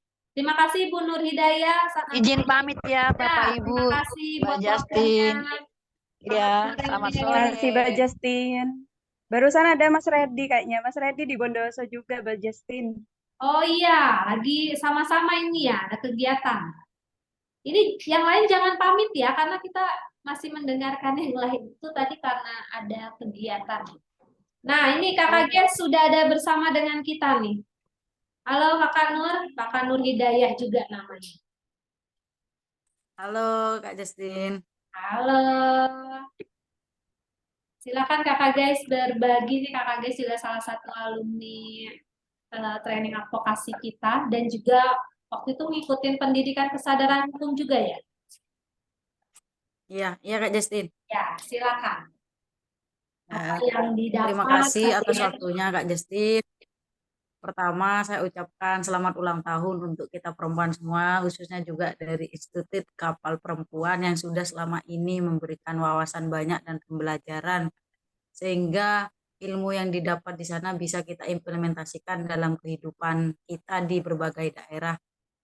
Nah, kalau bicara terkait masalah apa yang bisa didapat dan sampai sekarang apa yang bisa saya lakukan setelah ikut pelaksanaan training SDGs dan kesadaran politik kesadaran hukum, pertama memang adalah pentingnya masalah data. Artinya selama ini proses advokasi kita, proses kita ingin melakukan perubahan, itu ternyata ada pentingnya sebuah data untuk bagaimana ketika kita punya data, maka kita akan lebih mudah mengawal apa-apa yang tidak perlu terhadap perempuan misalnya. Nah, terkait masalah ketika sudah mulai mempunyai data dan kita sudah melakukan advokasi, ternyata juga ada pentingnya kita masuk ke sistem. Sistem itu artinya masuk ke secara struktural, sehingga kita juga bisa punya kekuatan untuk melakukan perubahan. Nah, itu yang membuat ketika misalnya saya juga bisa melakukan perubahan dengan masuk ke struktural, entah organisasi perempuan atau apapun, sehingga bisa ada legitimasi untuk ke pemerintah, ada ada SK yang melegalkan untuk kita melakukan. Kadang kan kita bingung ketika kita tidak masuk struktural atau apa, bagaimana kita melakukan pengadvokasian sendiri gak mungkin atau apa. Nah, itu salah satunya juga. Ya, dan terakhir terkait mendorong adanya perubahan-perubahan terkait kesadaran hukum kepada masyarakat awam yang memang pasti masih perlu banyak edukasi-edukasi yang perlu kita berikan terhadap masyarakat, itu memang sangat penting. Sehingga apa yang bisa diperbuat yaitu adalah terkait masalah pemahaman terhadap pemerintah. Contoh, kita mendorong terkait adanya pengarus utamaan gender, perda terkait pengarus utamaan gender baik di provinsi ataupun di daerah, sehingga akan mencakup perda tersebut terkait masalah bukan hanya gender saja, tapi terkait masalah kayak para lansia, para ibu menyusui, yang mana di tempat-tempat umum itu masih belum ada. Itu kenapa saya ngomong seperti itu, karena berbasis data. Ketika bisa mengolah data, contoh dari Jawa Timur, dari beberapa kabupaten, ternyata setiap misalnya di terminal itu nggak ada yang namanya tempat menyusui, ramah ibu, atau tempat jalan khusus lansia dan segala macam. Nah, ini perlu digalakkan kembali terkait masalah itu dengan kita mengadvokasi. Itu saja Kak Justin yang bisa saya sampaikan.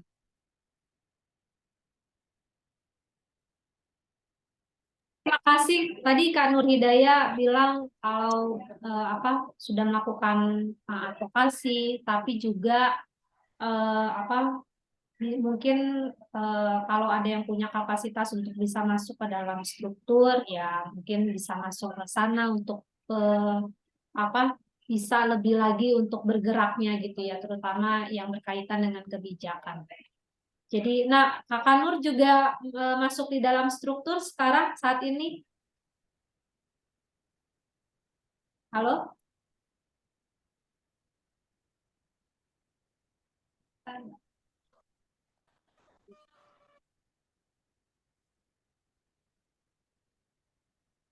Kakak Nur. Ya, halo Kak Justin. Ya, Kak Nur masuk di dalam struktur sekarang, struktur kemarin kalau tidak salah di mana ya? Saya masuk struktur Kopri Kak Oh Justin, ya, di organisasi. Kopri.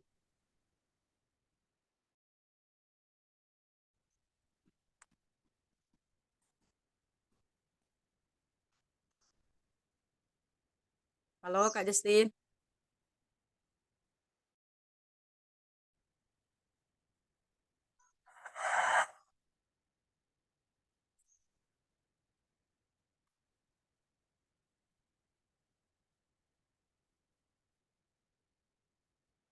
Balik lagi ke Kak Nur. Terima kasih buat sharingnya. Lagi-lagi Kak Nur menekankan pentingnya data karena nggak bisa kalau nggak ada data yang valid, data yang siap untuk kita bawa ketika kita mau mengadvokasi, terutama yang berkaitan dengan kebijakan untuk perubahan ya. Sambil menunggu Kak Erni, saya mau ke Tirta.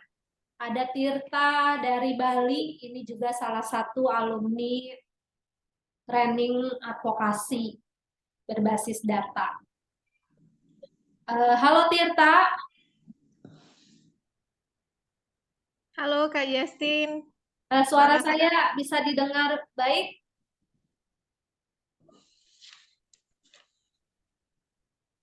Suara saya masuk, Kak? Masuk, kedengeran. Bisa dengar suara saya juga nggak? Bisa. Oke, siap. Silakan, Tirta. Oke, selamat siang. Perkenalkan saya Tirta. Jadi sebelumnya saya ingin mengucapkan selamat Hari Perempuan Internasional bagi kita semua dan selamat ulang tahun Kapal Perempuan yang ke-23. Semoga semakin jaya.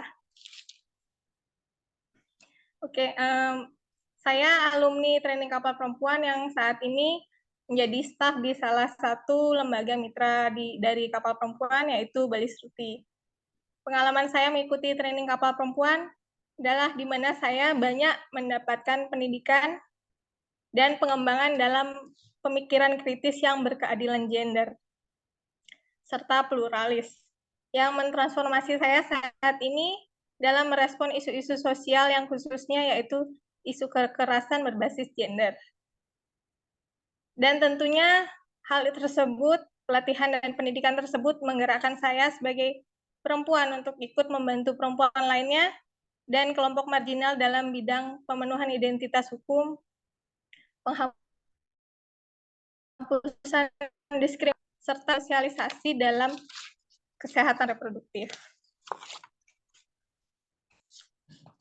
Saat ini kami di lembaga Bali Struti berupaya mensosialisasikan tentang isu perkawinan anak dan isu kekerasan sosial secara langsung maupun melalui media sosial. Karena sejujurnya di Bali sangat melek teknologi, terutama remajanya. Jadi dari data yang lembaga kami dapatkan sebelumnya di Pengadilan Tinggi, banyak permintaan dispensasi pernikahan anak karena terjadinya kehamilan di luar nikah. Hal ini menunjukkan sebenarnya masih ada di Bali perkawinan anak yang mungkin tidak kita ketahui dan tidak tercatat dalam data. Dan masih pentingnya memberikan edukasi pada masyarakat maupun remaja tentang kehamilan yang tidak diinginkan. Di samping itu adanya beberapa kasus kekerasan seksual yang terjadi di kampus. Hal tersebut juga dilakukan oleh pihak kampus dan itu yang mendorong kami untuk merencanakan untuk pembentukan pos pengaduan. Di samping untuk menerima pengaduan kekerasan dan lainnya yang akan kami rujuk ke OPD terakhir. OPD terkait. Itu semua tidak luput dari bantuan kapal perempuan dalam program inklusi yang menjadikan kami Bali Struti sebagai mitra daerah untuk membentuk organisasi sekolah perempuan dan pengaduan di Denpasar, Bali. Sekian dari saya, Kak Justin. Sekali lagi saya ucapkan selamat ulang tahun untuk Kapal Perempuan. Semoga bisa tetap membantu kaum marginal dan perempuan untuk mengatasi isu gender di masyarakat. Amin. Terima kasih Tirta, terima kasih sudah berbagi. Ya, lagi-lagi data memang penting karena tadi yang dilakukan oleh Tirta ketika mencari data itu kesulitan ya. Maksudnya gini, di Bali data perkawinan anak itu hampir rendah, tapi ketika datang ke lapangan ternyata tinggi, bahkan angka dispensasinya juga tinggi karena kehamilan yang tidak diinginkan tadi. Kemudian Tirta dan teman-teman Bali Sruti melakukan sosialisasi terkait pencegahan juga untuk perkawinan anak, kemudian pentingnya edukasi tentang pentingnya kesehatan reproduksi perempuan karena KTD di sana lumayan tinggi gitu ya, dan juga bagaimana pencegahan untuk terjadi kekerasan terhadap perempuan. Jadi apa yang dipelajari begitu penting, data, karena data ini digunakan untuk basis kita mensosialisasikan undang-undang, mensosialisasikan pengetahuan gitu ya, mensosialisasikan kebijakan. Jadi kalau tanpa data ya kita tidak bisa kasih tahu kepada masyarakat bahwa tingginya perkawinan anak, tingginya dispensasi, tingginya kekerasan terhadap perempuan di Bali. Terima kasih Tirta sudah berbagi. Saya balik lagi ke Kak Erni. Kak Erni, apakah masih bisa? Mungkin masih di jalan kayaknya, karena OTW menuju kampus. Nah, di ruang Zoom ada teman-teman dari Sulawesi Selatan, teman-teman YKPM dan juga teman-teman KPS 2K. Saya juga mau memberi kesempatan buat teman-teman dari YKPM dan KPS 2K bisa berbagi ya terkait dengan data, advokasi berbasis data, kemudian pendampingan untuk perkawinan anak, ya kasus-kasus perkawinan anak yang dilakukan di wilayahnya. Di sini ada, sambil menunggu, masih ada 2 lagi, tapi tadi belum tersambung. Ada Sinta, ada siapa tadi? Oh, ada Pak Mul, ada Mbak Iva. Tadi Mbak silaturahmi juga nggak bisa karena di sana sinyalnya sulit. Ini masih ada kegiatan juga di sana. Mbak Sri Sulandari juga, apa masih bisa tersambung tidak ya? Mbak Ibu Wirna ini sedang di rumah sakit, tapi dia dengarkan kita. Ibu Wirna sedang di opnam, tapi dia masuk di Zoom. Dia bilang tadi ingin mendengarkan open mic dari teman-teman alumni. Nah, Ibu silaturahmi bisa berbagi? Ini memungkinkan tidak? Karena ini di sana juga masih acara ya. Ada bisa berbagi?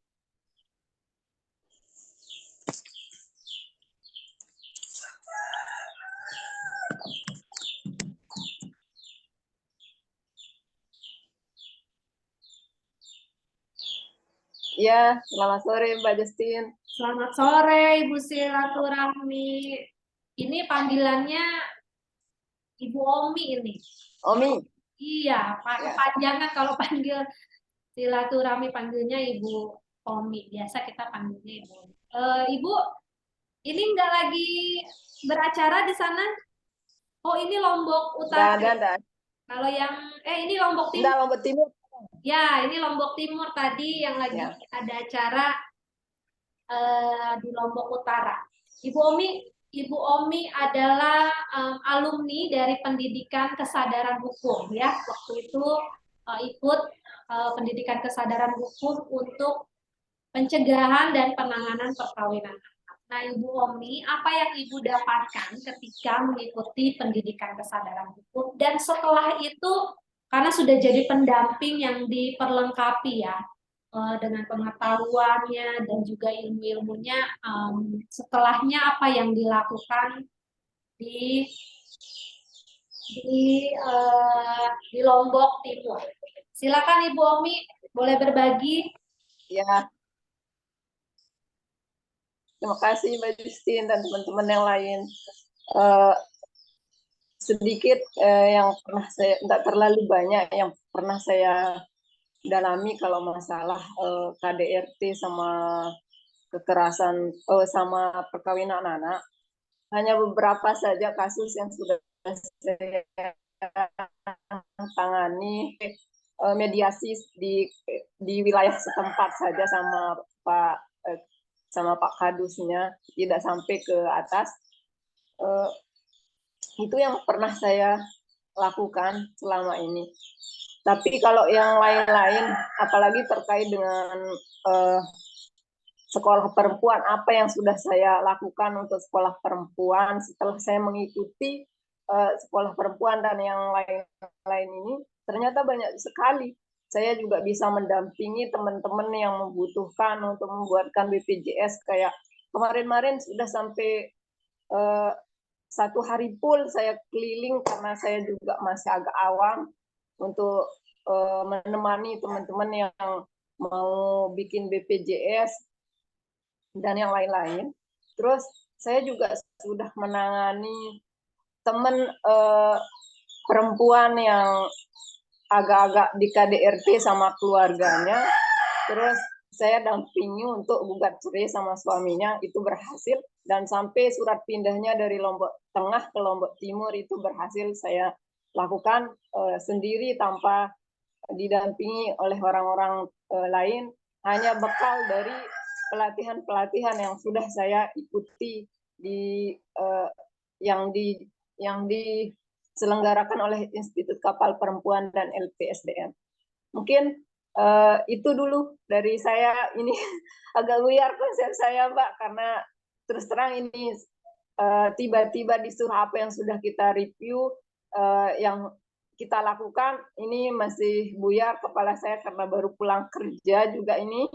Semalaman tidak pernah istirahat karena saya juga jadi petugas Pantarlih untuk saat ini, dan saya juga sebentar lagi akan menjadi anggota KPPS Pilkades untuk minggu depan. Itu yang membuat kesibukan saya hari ini yang bikin buyar tidak bisa menyimak dari awal sampai akhir apa yang dibahas sama teman-teman. Terima kasih. Assalamualaikum warahmatullahi wabarakatuh. Ya, Waalaikumsalam Ibu Omi, terima kasih banyak. Jadi di tengah-tengah kesibukan tapi masih bisa berbagi dan ikut di open mic ini. Tadi Ibu Omi bilang ilmu yang didapat atau pengetahuan yang didapat ketika mengikuti pendidikan kesadaran hukum sudah jadi ilmu ya gitu ya, kemudian pengetahuan yang ketika menghadapi situasi di lapangan atau ketika menerima pengaduan dari masyarakat jadi bisa melakukan kerja-kerja pendampingan. Jadi entah itu yang dilakukan sendiri atau bersama-sama dengan sekolah perempuan gitu ya, tadi melakukan misalnya pendampingan terhadap korban perkawinan anak gitu ya, bekerjasama juga dengan pemerintah desa gitu ya, bagaimana mengatasi dan mendampingi korban perkawinan anak. Selain itu juga untuk korban kekerasan terhadap perempuan, kemudian mendampingi membuat KIS PBI ya, BPJS, dan juga bahkan tadi sampai surat pindahnya pun juga dibantu gitu. Jadi sekolah perempuan memang menerima pengaduannya nih macam-macam gitu, nggak hanya yang seperti perkawinan anak atau kekerasan terhadap perempuan saja, tapi ada banyak yang diterima gitu ya melalui layanan pengaduan. Terima kasih Ibu Omi. Nah, ini terakhir kita ke Kak Erni. Halo Kak Erni. Ini Kak Erni mumpung belum mulai kuliahnya, jadi dia bisa.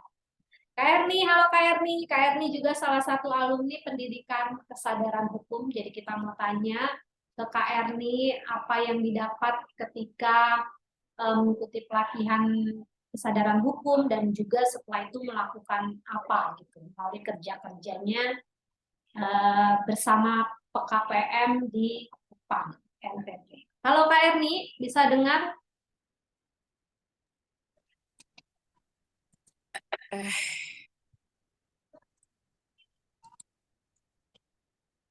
Halo.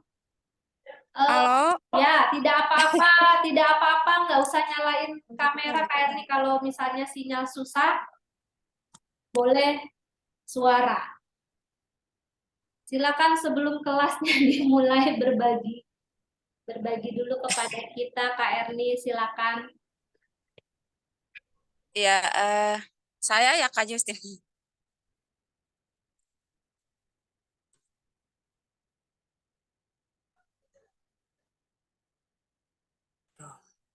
Ini jaringan kali.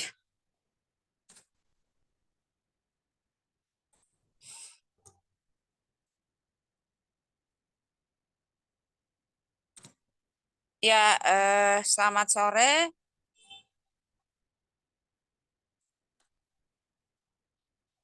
Astaga ini. Ya, selamat sore. Terima kasih Kak Justin untuk kesempatan yang diberikan kepada saya. Saya Erni, saya alumni training advokasi kesadaran hukum. Di sini saya ingin berbagi tentang apa yang saya dapat dalam training advokasi kesadaran hukum dan upaya apa yang sudah dilakukan sebagai bagian dari implementasi pengetahuan yang saya peroleh dalam mengikuti training kesadaran hukum. Saya awali dari data, membuka kesadaran, dan membuka aksi perubahan. Pengetahuan yang saya peroleh untuk mempraktekkan dalam kultur budaya masyarakat NTT yang sangat patriarkis, terutama atau khusus untuk isu kekerasan terhadap perempuan dan perkawinan anak, ini menjadi sesuatu yang sangat sulit dilakukan di Kupang. Tetapi dengan pengetahuan yang saya peroleh kemudian membuka kesadaran bahwa pentingnya kesadaran hukum itu dilakukan di Kupang untuk membuka data-data yang masih dianggap tabu, yang oleh masyarakat itu tidak penting gitu dipublikasikan karena itu menjadi data yang masih dianggap tabu yang tidak perlu dipublikasikan. Sehingga untuk menemukan data-data ini secara kualitas, ini saya dan teman-teman yang kebetulan bekerja di NGO atau LSM yang ada di Kabupaten Kupang, mulai melakukan diskusi-diskusi bersama-sama dengan tokoh masyarakat, pemerintah desa, dan tokoh agama tentang isu-isu kekerasan dan perkawinan anak di Kabupaten Kupang. Salah satu tema diskusi yang kami lakukan adalah dampak dari perkawinan anak dan kekerasan terhadap perempuan. Nah, di situasi pertemuan atau diskusi sosialisasi ini, kemudian membuka banyak data yang kami kemudian temukan. Kalau di Kupang itu sebanyak 27 kasus kekerasan terhadap perempuan dan 3 perkawinan anak yang berhasil kami advokasikan. Nah, kemudian dari data yang ada, kita mencoba untuk melakukan pendekatan dengan multi pihak. Disinilah kita berdialog bagaimana upaya yang akan dilakukan bersama secara kolaborasi, sehingga untuk penanganan kasus kekerasan dan perkawinan anak bisa dihentikan atau bisa dicegah. Salah satu yang dilakukan adalah mendorong pemerintah desa membuat peraturan atau kebijakan desa yang berkaitan dengan pencegahan dan penanganan kasus kekerasan terhadap perempuan maupun kasus kekerasan seksual kaitan dengan implementasi undang-undang tindak pidana kekerasan seksual. Sehingga kemudian dari hasil dialog ini ada terjadi perubahan pola pikir dari pemerintah desa dan tokoh agama. Dan kemudian lahirlah peraturan desa pencegahan dan perkawinan anak di desa 9 desa yang ada di Kabupaten Kupang, meski yang 7 desanya masih dalam bentuk legal drafting. Tetapi 2 desa sudah mensahkan undang-undang peraturan desa tentang pencegahan perkawinan anak. Kemudian aksi kolektif yang dilakukan yang merupakan bagian dari perubahan pola pikir tadi, bagian dari kesadaran hukum yang terbangun melalui kerja-kerja kolaborasi, diskusi yang kami lakukan adalah tersedianya atau terbentuknya kelompok-kelompok masyarakat dan kemudian membuka pos pengaduan yang ada di tingkat desa. Fungsi dari pos pengaduan ini adalah menampung setiap aduan yang masuk di pos pengaduan yang berkaitan dengan isu-isu perkawinan anak dan pencegahan kekerasan terhadap perempuan maupun kekerasan seksual.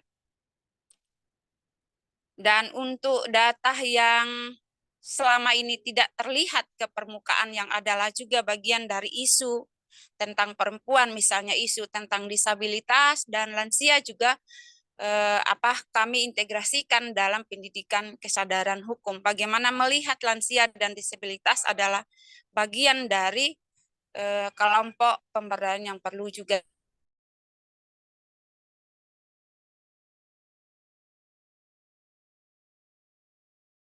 kehidupan yang berkeadilan itu juga dapat diwujudkan. Nah, itu beberapa hal yang saya dapat dan saya terapkan di wilayah Kabupaten Kupang kaitan dengan bagaimana implementasi dari pengetahuan yang kami dapat di pendidikan kesadaran hukum. Demikian Kak Justin, sekian dan terima kasih. Selamat sore.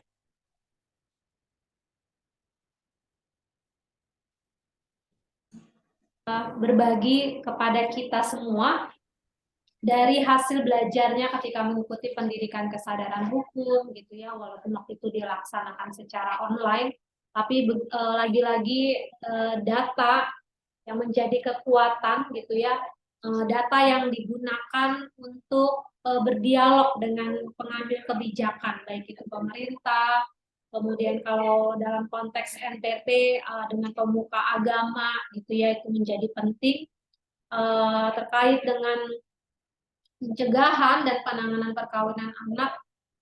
Hasil dari dialog dengan membawa data-data yang didapat dari lapangan, data-data yang sudah dihasilkan, itu berhasil mendorong adanya Perdes tentang pencegahan perkawinan anak. Dan juga yang sedang didorong lagi yang berkaitan dengan undang-undang tindak pidana kekerasan seksual. Jadi ini sangat aplikatif, bahkan melalui data-data akhirnya membuka aksi bersama di masyarakat melalui pos pengaduan yang saat ini juga sudah berjalan ya, menerima pengaduan-pengaduan melalui layanan-layanan yang sudah ada. Justru itu semakin memperlengkapi data-data yang ada, data-data yang di lapangan itu justru memperkuat data-data yang mungkin pemerintah punya atau lembaga-lembaga lain punya. Terima kasih Kak Erni buat sharingnya. Terakhir kita akan ke teman-teman KPS 2K, ada Sinta. Ini sebagai penutup sharing dari open mic kita sore hari ini. Silakan Sinta. Iya, maaf Mbak ya, kita nggak bisa buka Iya, kamera. tidak apa-apa. Tadi di Saya tahu masih dalam berkegiatan, tapi terima kasih buat waktunya juga. Iya, terima kasih Mbak Justin dan teman-teman semuanya. Ya, yang pertama saya mengucapkan selamat ulang tahun untuk Kapal Perempuan yang luar biasa, yang telah memberikan ilmu dan menebarkan pengalaman-pengalaman yang luar biasa ke kita semua. Kami KPS 2K di Jawa Timur gitu mendapat banyak kapasitas tentang advokasi berbasis data dari Institut Kapal Perempuan yang kita terapkan di komunitas sekolah perempuan. Nah, awal tahun kemarin, tahun 2022 kita melakukan PRA. Nah, PRA ini salah satu ciri khas gitu ketika kita menggali data-data di komunitas, dan data PRA ini kita lakukan secara partisipatif melibatkan dari berbagai unsur di desa. Nah, ternyata dengan kapasitas yang diberikan Institut Kapal Perempuan ini dalam perspektif tentunya ketika kita menggali data-data PRA itu sangat dalam gitu. Data-data yang awalnya kita tanyakan ke pemerintah desa, bahkan ke kabupaten, itu memang datanya tidak tersedia. Jadi data yang kita hasilkan di PRA ini sebagai basis data yang real benar-benar terjadi di komunitas, di masyarakat, dan ini kita advokasikan ke pemerintah desa, kecamatan, juga kabupaten. Hasilnya ada pelayanan gitu. Kita juga melakukan pelayanan kolektif tentang Adminduk, kita menggandeng dengan Dispenduk Capil, dia datang ke desa dan ada hampir 100 lebih penduduk khususnya kelompok GETSI yang mendapatkan pelayanan. Ada yang teman-teman disabilitas itu mereka mendapatkan pelayanan door to door, jadi didatangi ke rumah masing-masing gitu. Nah, karena kita awalnya tadi sudah punya data PRA gitu, kita membuka data banyak yang kelompok-kelompok marginal ini yang ternyata masih bermasalah dengan adminduknya. Juga kami juga sama seperti Kak Erni melalui pos pengaduan sekolah perempuan, kita akhirnya mampu untuk membantu pelayanan seperti perlindungan sosial, jaminan kesehatan, BPJS Kesehatan. Kita dapat bekerja sama dengan BPJS Kesehatan untuk melakukan pelayanan ke desa-desa melalui mobile customer service. Jadi penduduk yang di wilayah program kami kebetulan ini wilayah yang jauh dari pusat kota, jauh dari kantor BPJS gitu, untuk melakukan perbaikan data, kemudian pelaporan kartu dan sebagainya itu sangat kesulitan ketika mereka harus datang langsung. Belum lagi mereka yang dalam kelompok misalnya disabilitas, lansia itu harus membutuhkan pendamping.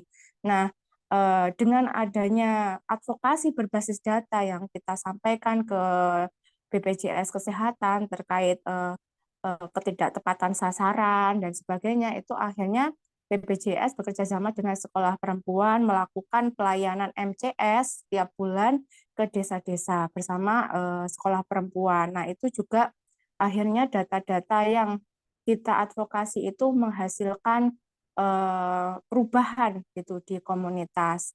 Nah, itu memang perspektif dalam menggali data advokasi itu yang saya rasa ini kapal gitu yang mampu untuk membukakan kita bahwa advokasi yang harus kita lakukan di komunitas itu memang advokasi berbasis data gitu. Nggak boleh kita misalkan hanya advokasi kemudian apa yang harus kita dorong gitu. Jadi data ini menjadi kunci keberhasilan advokasi yang kita lakukan gitu.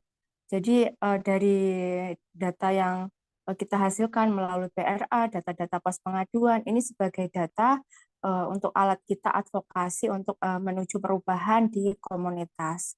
Itu sih Mbak Justin sharingnya. Kami mengucapkan terima kasih sekali atas kapasitas yang diberikan selama ini, terutama ke lembaga kami gitu, yang akhirnya bisa kami implementasikan ke komunitas. Ya, Terima kasih Sinta sudah berbagi ke kita semua. Jadi lagi-lagi ya, data penting, data kunci gitu ya, data sebagai kunci untuk melakukan advokasi berbasis data. Jadi tadi sudah diceritakan juga Sinta bersama teman-teman KPS 2K melakukan pengumpulan data melalui PRA, Participatory Rural Appraisal, atau pengumpulan data partisipatif yang berperspektif gender dan inklusif ya. Atau sekarang kita pakainya dengan perspektif GEDSI, Gender Equality, Disability and Social Inclusion. Jadi ini data ini yang dikumpulkan secara partisipatif, dikumpulkan oleh masyarakat, melibatkan masyarakat, karena mereka yang tahu data di wilayahnya mereka, dan data ini yang kemudian menjadi alat atau menjadi kunci untuk melakukan advokasi berbasis data. Bukan hanya saja untuk pencegahan dan penanganan perkawinan anak, tapi data-data ini juga mampu membantu untuk membuka tadi ya akses kepada layanan perlindungan sosial. Masyarakat dapat mengakses layanan ini bahkan masuk sampai ke desa-desa. Ini sesuatu yang luar biasa. Terima kasih teman-teman, sudah tidak terasa kita berdiskusi, bercerita, berbagi hampir 2 jam, bukan hampir, sudah 2 jam. Harusnya sejam, tapi ternyata tadi semua antusias menyampaikan pengalaman ya, sharing-sharing dan apa yang dilakukan sampai saat ini. Kira-kira saya berharap ini tidak hanya berhenti sampai sini, kita akan terus berkomunikasi, akan terus keep in touch gitu ya, tetap akan saling terhubung bersama dengan para alumni yang lain. Mungkin nanti kita akan buat lagi kegiatan untuk bertemu kembali gitu ya, berbagi pengalaman juga dengan yang lain yang sebenarnya ada banyak yang mau hadir, tapi karena hari ini berhalangan dan bersamaan dengan banyak kegiatan berkaitan dengan peringatan Hari Perempuan Internasional, jadi mereka tidak bisa hadir bersama-sama dengan kita. Teman-teman, seperti tema kita ya, indeks tema kita open mic ini, indeks gender SDGs, data pembuka kesadaran dan pendorong aksi perubahan. Ketika kita tahu bahwa situasi Indonesia melalui data indeks gender SDGs berkaitan dengan kesetaraan gender tidak baik-baik saja, maka ketika kita berbicara tentang data melalui training yang sudah kita ikut ya, training advokasi berbasis data, pendidikan kesadaran hukum, pengetahuan tentang data, advokasi, pengolahan data semua, bahkan bagaimana cara mendampingi ketika kita mendapatkan data gitu ya, mendampingi korban perkawinan anak dan kekerasan berbasis gender lainnya. Kita jadi tahu data ini justru membuka kesadaran kita dan juga menjadi alat untuk mendorong kita melakukan aksi perubahan. Jadi dari data global melalui indeks gender SDGs kita tahu Indonesia sedang tidak baik-baik kesetaraan gendernya, kemudian kita turun masuk dengan situasi negara kita dan wilayah kita masing-masing, provinsi, kabupaten, bahkan tingkat desa, sehingga data-data yang kita temukan gitu ya, data perkawinan anak yang tinggi, dispensasi tinggi, kekerasan tinggi, itu justru membuka kesadaran kita bahwa penting untuk melakukan advokasi supaya kita bisa melakukan aksi yang akan menghasilkan perubahan. Terima kasih banyak teman-teman semua buat waktunya, buat sharingnya, buat berbaginya kepada kita semua. Terima kasih, sampai jumpa di lain kesempatan. Saya akhiri. Assalamualaikum warahmatullahi wabarakatuh. Salam sejahtera buat sekali lagi buat kita semua. Om Swastiastu dan salam sehat ya buat kita semua. Sampai ketemu di acara-acara lainnya yang akan dilakukan oleh Institut Kapal Perempuan. Terima kasih banyak. Selamat sore. Bye.